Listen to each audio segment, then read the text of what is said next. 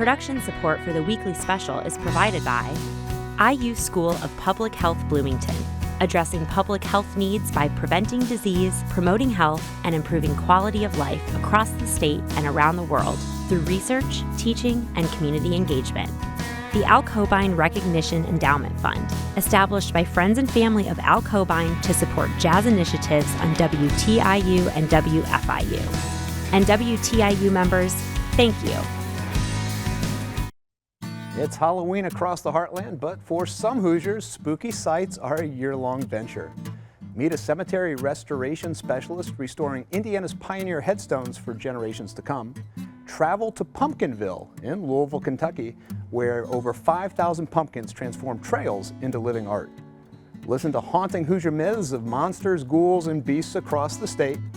And welcome the mysterious men of Sky So Dark as they perform in the studio. Get ready to be mystified from myths to music.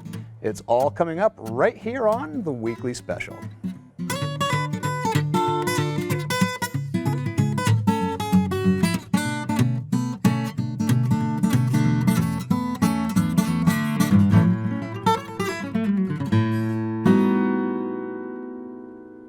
Welcome to the Weekly Special. I'm Daryl Neer. This is always one of my favorite times of year with a chill in the air and spooky sights across the state, from ghost haunts to graveyards. But one Hoosier artist is making sure those haunting cemeteries aren't just for Halloween. The Graveyard Groomer is preserving Indiana's pioneer heritage for generations to come. You leave a cemetery in a certain area and you realize what you actually put back together and made respectable again. Oh, it's rewarding. To me, that's the most rewarding part. Today is kind of a homecoming for Nancy J. Platt of Switzerland County, Indiana. You see, Nancy died in 1879, and over the years, time and the elements had done a number on her tombstone, leaving little more than crumbled mortar and faded memories. But today, more than a century later, Miss Platt's memory is being resurrected by a big bearded man and his brother, who are working hard to restore this intricately carved piece of Indiana history. If a stone is unstable to where it's a threat to a human, a caretaker, a visitor, we'll stabilize them right off the bat, get them leveled up and get them mortared together and tight. That bearded man is John Walt Walters, better known in his trade as the Graveyard Groomer. I'd done several other jobs throughout my life. I was always unsatisfied with it, but I was a floor cover for many, many years, a roofer, bridge work on the roads. I did a little bit of all these different trades, and actually to this day I feel like all of those was just giving me a little experience of this, that, and the other that makes me good at what I am now. Back in 1996, Walt was working for the county highway department near his home in Connorsville. One of his responsibilities was mowing the grass at the area's pioneer cemeteries. As he started to work, he noticed the often intricate carvings on the headstones, as well as the wear and tear brought about by years of neglect. The sight of broken and cracked headstones began to trouble Walt and motivate him to do something about it. It was the artwork that really grabbed my attention of being able to save that, and then realizing what more I was saving by the history of the region and on and on and on. Walt taught himself the basics of stonemasonry, carpentry, pouring foundations, and intricate sculpting and design. He even sent himself to the Association of Gravestone Studies in Washington, D.C. to learn still more. With the county's permission, he started restoring the stones in Fayette County with remarkable success. By 2000, he left his job with the highway department to start his own company, the Graveyard Groomer. Word of his success soon spread. Within a couple years, folks in 45 other Indiana counties and 7 other states around the Midwest clamored for his services. The critical lane would be, say, 10 o'clock and 2 o'clock on the clock. If you got a stone leaning at 2 o'clock angle, you better get it before it hits 3 or, it's going down. And so those become your big issue. And if the stone's got a serious lean that when it falls, it could break the neighbor's stone, now you've got two problems. That stone that was like this is the same stone, and here you have it finished up and restored. I had to put all that back in it. Today, Walt is booked 2 years in advance in order to help various cities and counties restore their heritage. He also conducts seminars to pass along to others stories of the challenges he has overcome and the wisdom he has gained. It's problem solving. A big part of this type of work is that you're looking at each individual stone. What's the problem? Is the problem the lean? Is the problem the break? Is the problem the size? And then the solution comes. It's more than just a piece of stone.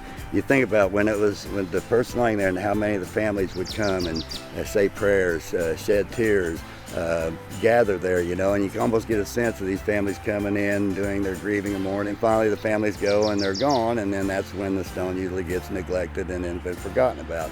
For me to be the guy to come back around and for whatever reason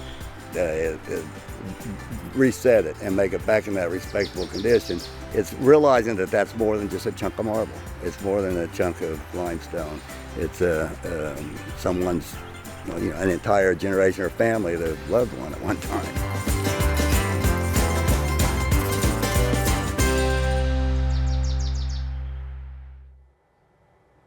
See more examples of Walt's incredible work at his website, graveyardgroomer.com. Well, Walt is committed to making sure his work lasts for centuries to come. But at Louisville's Pumpkinville, the Living Art Gallery is lucky to last for a few days.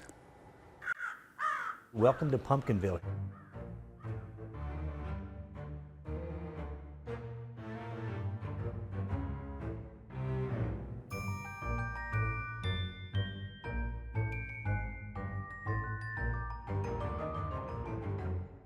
What we have is a 1/3 of a mile illuminated trail with like 5,000 carved pumpkins. So we have about 30 theme sets. We have them in the show from 1 pound to almost 2,000 pounds. So we've got a pumpkin for you.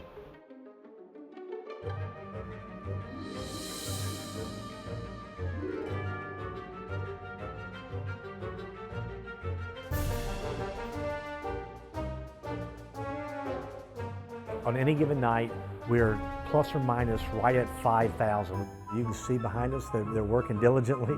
They'll be working 24/7 to make sure tomorrow will be a completely different show because these pumpkins only last on average of 5 days. So each pumpkin will be removed 3 to 5 times during the course of the show.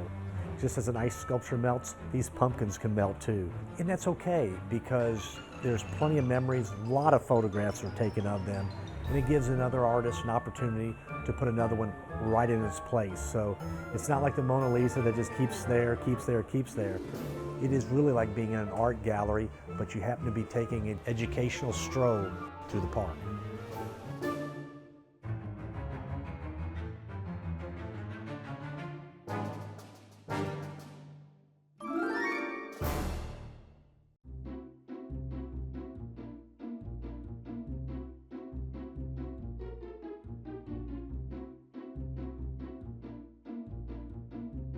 The pumpkin is always different, and it seems that a lot of times the image seems to click with the pumpkin.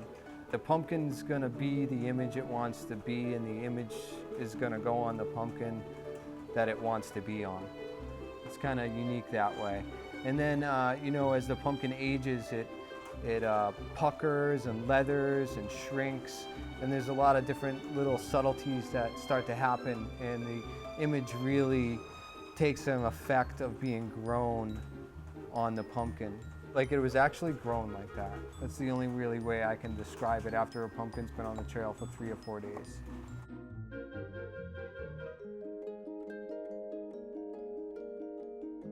It's enlightening to see what people notice and that you contributed to their happiness. Something special about that, just that. You know, the best part of it is when you have a dad or a grandpa who you can see really doesn't want to be here. He's being drug out to the show, and to see some of the faces of some of the people, it's like, oh my gosh, I can't believe that. Or you walk the trail and you listen to people, I thought I could carve a pumpkin. And it really does turn that frown upside down. I think part of it is being in the park, part of it is being with nature. I think sometimes people then start to remember something that made them feel good. And I think it just brings kind of a warmth to them, and they really feel good about it. This really is giving back to the community, because it's not that we're pocketing this money, it's not it's going over here, it really is going to the improvement of our park system, and it's all from this. And that makes me feel good when we can give back to the community like that, and it's not costing the taxpayers anything. You know, this show is literally changing the world one pumpkin at a time. The Jack-o'-lantern Spectacular is going on throughout the month. Don't miss your opportunity to see this living art gallery. Find out more information at jackolanternlouisville.com. The Pumpkinville artists draw inspiration from legendary haunts like Freddy Krueger and Dracula, but Indiana has many of its own mythical monsters stalking the state. First reported as early as 1898 by farmer Oscar Folk, nearly a half-century later, the residents of Churubusco, a small Indiana town located 15 miles north of Fort Wayne, had largely forgotten about the Beast of Busco, rumored to lurk beneath the surface of the town's popular swimming hole, Folk Lake. The beast was said to be a 500-pound turtle, with a shell as big as the top of a car, the neck the size of a stovepipe, and the head the size of a child. It was in July of 1948, as the hot summer sun beat down on the lake's edge, that two Churubusco citizens out on a fishing expedition on Folk Lake reported a terrifying encounter that would change the town's history forever. While casting their lines, the two men, Ora Blue and Charlie Wilson, saw what they described as a massive beast stalking the shores of Folk Lake. When the two were done fishing, they reported the sighting to property resident Gail Harris. Local turtle expert Rusty Reed quickly dismissed the tale as a hoax. The story would have ended there, but then the Beast of Busco returned. In March of 1949, Harris claimed to have seen the giant turtle himself and was persuaded by the local townspeople to try and capture the beast for all to see.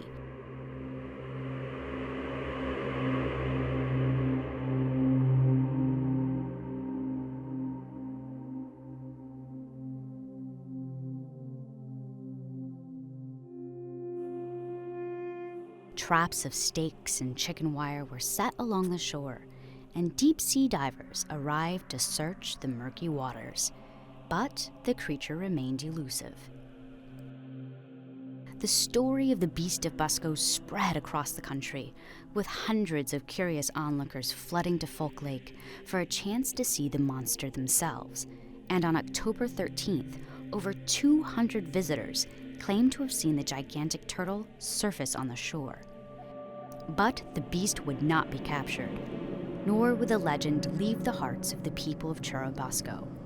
Every year, the town holds the Turtle Days Festival, celebrating their beloved Beast of Busco, and perhaps just underneath the surface of Folk Lake, the turtle celebrates too.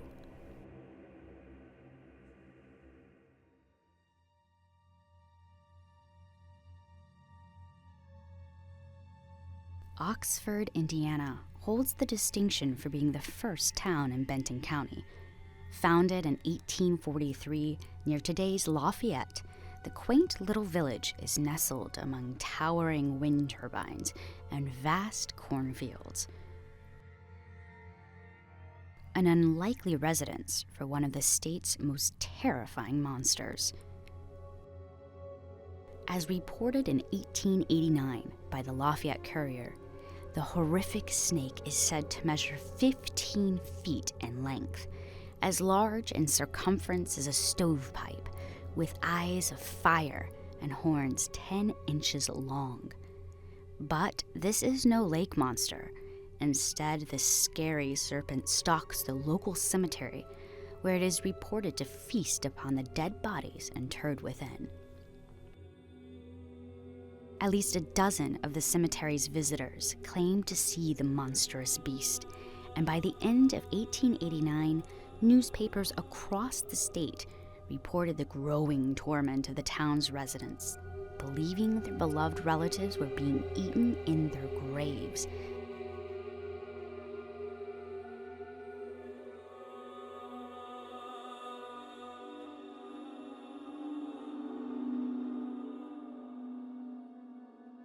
Saying, none have seen it, but at the first glimpse their hair seemed to raise on their very heads, and their hearts to almost stop beating at the sight of the terrible creature.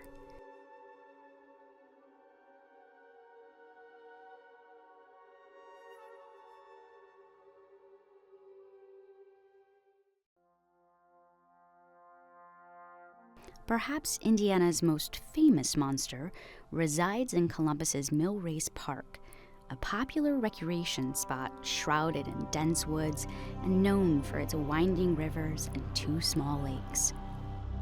But in the autumn of 1974, Columbus's picturesque park became notorious for something else, a violent green monster. On November 1st, 2 separate groups of young women spotted the skulking creature hiding along the shore's edge, and in one encounter, the creature attacked the terrified teens through a car windshield. Horrified, they fled the park and reported the incident to local police, describing the monster as standing at 6 feet tall, with dark fur, a pale green face, and long, sharp claws. Several days later, the creature was spotted again, this time by 2 young men who gave the same description: a tall, hairy beast with a light green face. And police officer Kenneth St. John was soon appointed monster control officer.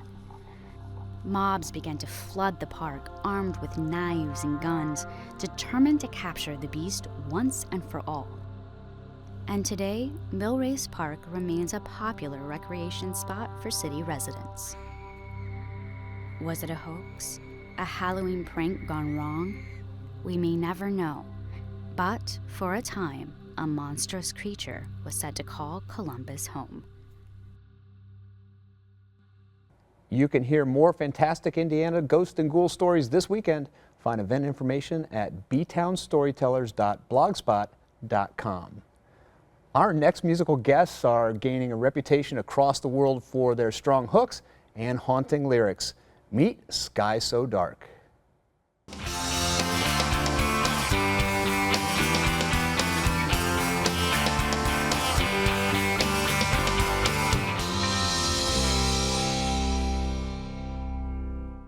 I fell in love with music before I remember. It's a central part of all my memories going back to childhood. I used to sing the song Hotter Than Hell in my bedroom, but be afraid that I was going to hell while I was singing it because I was raised in a Pentecostal church.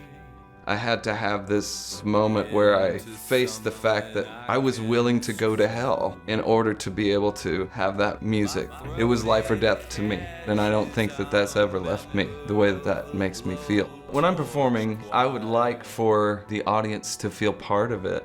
I would like for them to feel included. I don't want an audience to feel like they're watching something. I want them to feel like they're part of something. It's about everybody sharing some experience. There's nothing that feels better than having this communal feeling that happens. I don't like to try to get myself into the song. I try to bring the song into me, and I channel it the way that I feel it at that moment. We want it to be intensely real. Lyrically, I want to describe the way things look and the way things see, and to get inside of characters that are scary. You're allowed to do that with fiction, you're allowed to do that with film, but for some reason with music you don't see a lot of that. I wanted to bring some of that from fiction and from film into music with the lyrics. I would say as a performer, for me, I'm definitely influenced by the Pentecostal preachers that I grew up watching. It was terrifying. You know, as a kid growing up in that environment and seeing these grown men screaming at the top of their lungs in these animated sort of ways and crying and hands to the air. And there were times where like they're casting out the devil. It's not my belief system, but the intensity with which it was delivered really speaks to me. That's why a lot of people look at me and my appearance and the songs that I choose to cover and the songs that I choose to do and think that there's something ironic about it, but there isn't. For me, there's no irony in the way that music affects me. My relationship with music is a religion. It is what I consider to be divine. I don't understand it. I have no understanding of how something goes into your ears and into your heart the way that music does. So my relationship with music is very similar to my relationship with my own skin. If you took music away from me, my bones would just collapse and my muscles would fall off and there would be nothing left. It inspires me to live my life. It's the reason I can get in my car and I can go somewhere I don't want to go, because I get to put the music on in the car that I want to listen to. For those moments, I'm inside those songs. I live inside those songs. Life in general is hard, but music is a way to completely leave your body and leave all of that behind and go inside of those songs. It takes me away from everything. It's my drug, I guess. You know, it's the way that I escape, and I spend a lot of time escaping.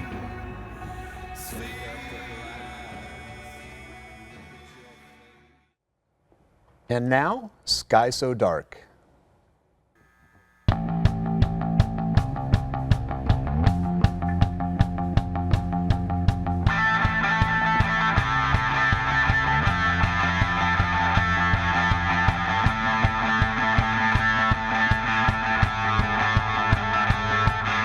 Come on, kitty, put your headphones on. Come on, kitty, put your headphones on. The sky is so dark. Come on, kitty, put your headphones on. Come on, kitty, put your headphones on. The sky is so dark. There's a rumble in the city. There's a car outside. It's gonna try to get you in. It's gonna take you for a ride.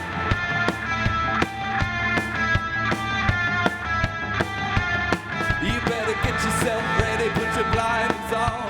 A cue a Punky Dory and the Warhol song in your bulletproof vest. I suggest you put it on. Come on, kitty.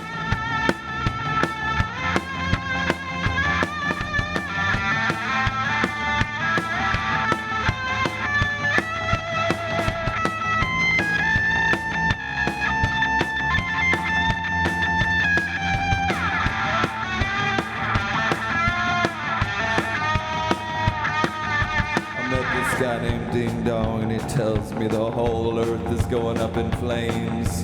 Flames will come out of here and there, and they're just gonna rise up. The mountains are gonna go up in big flames. The water's gonna rise in flames. Creatures are gonna be running every which way, half their wings burning. People are gonna be screaming and howling. Come on, kitty, put your headphones on. Come on, kitty, put your headphones on. The sky is so dark. Come on, kitty, put your headphones on. Come on, kitty, put your headphones on. The sky is so dark. Come on, kitty, kitty, kitty, kitty, kitty, kitty, kitty, kitty, kitty, kitty, kitty, kitty, kitty, kitty.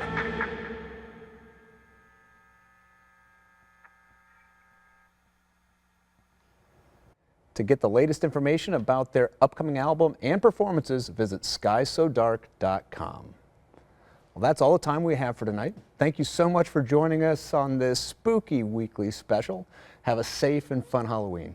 Good night.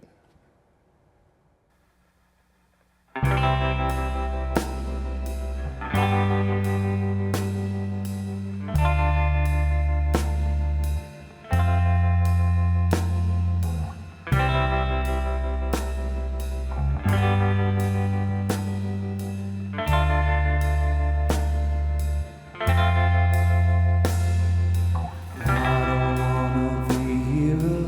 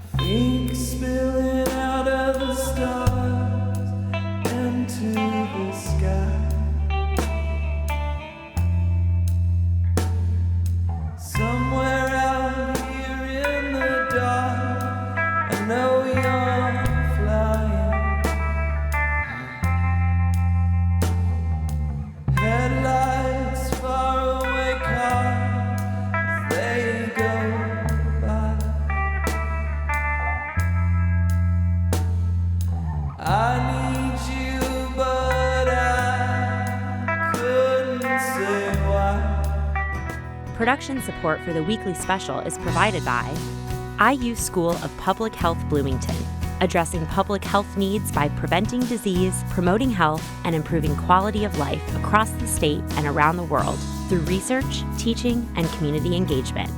The Al Cobain Recognition Endowment Fund, established by friends and family of Al Cobain to support jazz initiatives on WTIU and WFIU. And WTIU members, thank you.